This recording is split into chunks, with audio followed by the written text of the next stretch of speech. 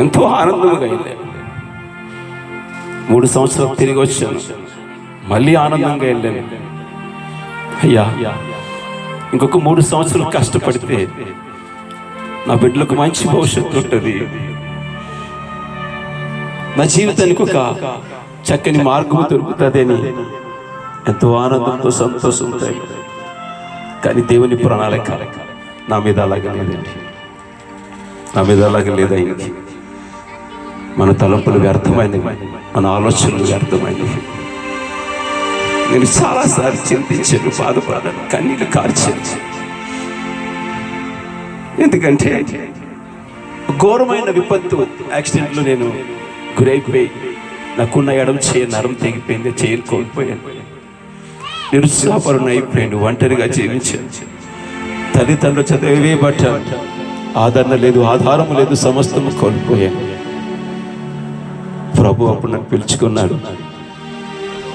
ఈరోజు నాకు కంటిన్యూ వస్తున్నది కన్నీళ్ళు ఆనంద బాష్పాలుగా మార్చాడు దేవుడు. హల్లెలూయా.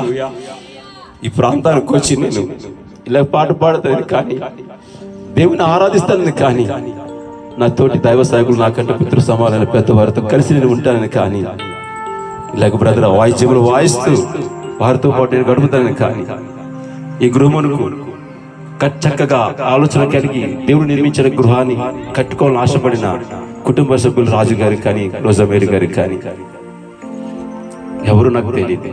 కానీ ఈరోజు సర్వాధికారి అయిన సర్వశక్తిమంతుడైన దేవుని బట్టి మీరందరూ, మిమ్మల్ని చూసే భాగ్యాన్ని, ఈ గొప్ప ధన్యతను మాకు ఇచ్చాడు దేవుడు. హల్లెలూయా. సమయం ముందు కార్యక్రమాన్ని మనం ప్రారంభించుకుందాం.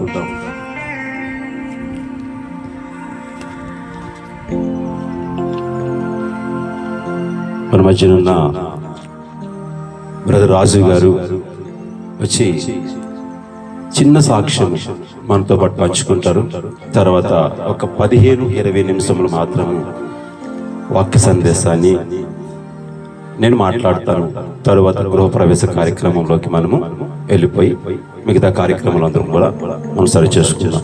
బ్రదర్ రాజు గారు వచ్చి మరొక 5 నిమిషాలు చక్కని సాక్ష్యం, మీ జీవితంలో జరిగిన సన్నివేశాలను బట్టి, దేవుడు మీకు ఇచ్చిన తలంపులు బట్టి